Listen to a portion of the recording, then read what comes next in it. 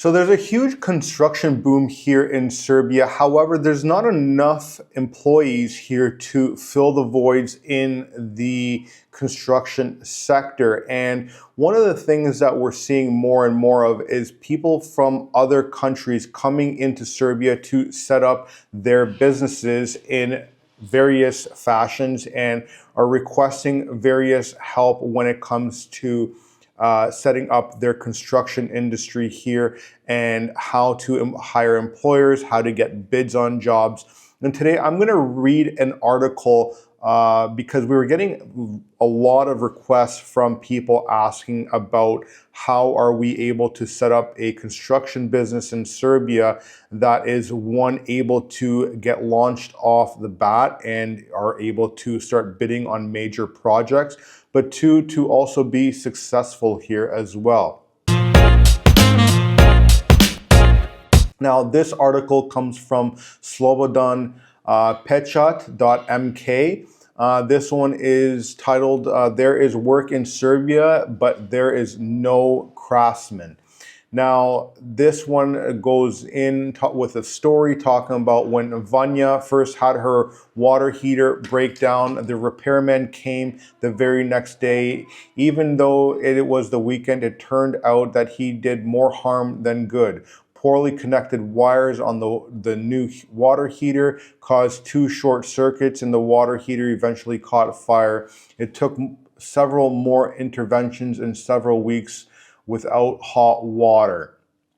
Now, this is one of the issues that many of the people here in Serbia are experiencing, is that they're saying, hey, listen, the people that we can hire here and are able to come out the next day, they actually don't know anything. And the people that are worth their money and that are actually good tradesmen are so backed up, they don't come for little jobs like this. And we have started to get into some of the construction projects with some of our team because we've seen a demand not only from our clients, but other clients that are coming in here to purchase property and saying, hey, listen, we need someone ASAP and we don't know anyone. And the people that have said they're going to come and help us eventually fall through, or they're just not good whatsoever. And so here at Relocation Serbia, not only are we helping now clients come to Serbia, but we are also now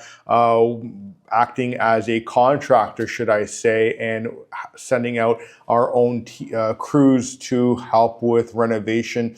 And it's something that I've thought about for a while, but I never thought I'd get into it again. But here we are, c'est la vie. It's back to the construction games on my end.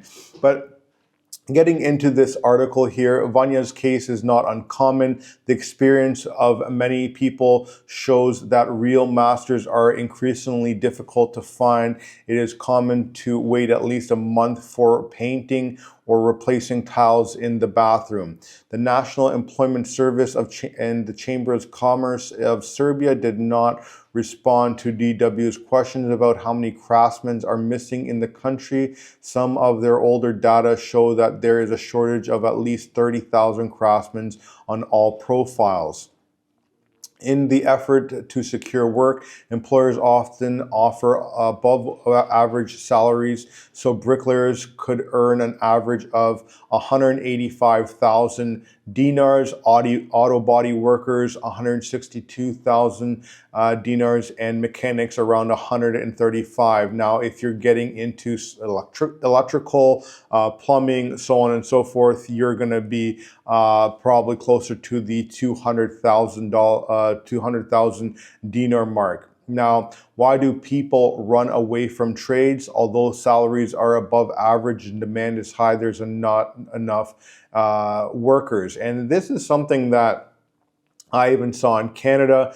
People now are looking at easier jobs, things that are paying higher wages. And this was happening before AI. And I think a lot of people now are going to be switching back to getting into the trades, because a lot of these office jobs and marketing companies are going to be able to utilize AI. There's going to be a lot of layoffs. There's going to be a lot of people that are unemployed. And so the only other option is things that AI will not be able to take over. That's a lot of hands-on work. And so I have a feeling that the trades will see a surge of people going into that, just like we have found our own employees to go to our clients and take on work. And recently we had a individual that was born here in Serbia. He got on a consultation call with me, and he's currently in Toronto, Canada, and has his own contracting business with a bunch of Romanians. And his on the call, he said, my whole goal is to end up moving back to Serbia one day. And so what is the process of setting up a construction business there? He's an electrician by trade. And I said, listen, if you want to come here and set up a construction business, we can not only help you establish the business here, but we can help you with hiring employees. We can help you with generating contracts, putting you in touch with the individuals who are building these apartments, who are building these commercial spaces, data centers, so on and so forth. And so that you can get those bids in, so that you can end up growing your business at a faster pace than if you were just to start off in Canada, where you have to go through so much paperwork, so much red tape to get into some of these larger projects. And that's one of the things that we're going to be starting to work with him in. And a couple of our other clients, we had a bunch of Romanians that came here and they set up 3 corporations. And they're going to be starting to, get into that industry as well. And we're going to be helping them with not only payroll and HR, but also getting them into bidding on the type of work that they're looking for. Now, one of the things that this article goes into is that parents often play a crucial role in their child's professional directions, and their expectations are often not aligned with real needs of the markets. And I could highly see that these days. A lot of people are talking about become a lawyer, become a doctor, become some sort of engineer. However, a lot of the work that we're seeing with not companies here in Serbia per se, but a lot of people that I still keep in touch with that are from Canada and the United States are saying they're laying off a lot of their employees. A lot of law firms are laying off because AI can do 80% of the work that they needed a paralegal or a lawyer for. And so they're losing their jobs. Engineers now don't need to be there because AI can essentially do, again, 80% of the work that an engineer needs to be done. And you need one individual to make sure that it's done correctly and have that oversight on that. And I believe that parents need to, think about what industries are not only recession proof, but proof from AI nowadays. And I believe a lot of these technical trades that need physical labor are going to be booming. And I think the next millionaires and billionaires are not only going to be coming from the construction trade, but the ones that can own the construction companies and grow those businesses all over the world, not only here in Serbia. Now, one of the questions in this article, it says, what is the role of the state? And it goes on to say that they believe that the education is not only to blame, but part of the blame lies back on the control mechanisms that the state has in place to monitor working conditions. A few years ago, we had companies laying off our workers to hire foreigners. When you send such a message to the domestic population, everyone looks for somewhere to go, and most often abroad. The state will still does not have control mechanisms to monitor this, and then we are in a vicious circle. But I'm going to push back on this for a second here. We recently brought in two clients here, or should I say a couple. One of them, we helped them obtain citizenship by descent. And his wife came here from Mexico, and she was able to get temporary residency based on the marriage to our client. And they ended up purchasing a property out in a village, and they wanted a bunch of tradesmen. They needed some windows installed, some doors installed. They needed some flooring, some painting. They needed to dig a well and get some plumbing done. They needed to clean up the yard. And one of the things that this individual was going on about was saying that, hey, everyone promised that they would do the work, that they would be there. And then when the time came to actually do the work, oh, we're busy, or they'd come in and do a couple hours of work and then they'd leave to go to another job and then not come back. And he says that people here are tremendously lazy. They want to complain about not having to work,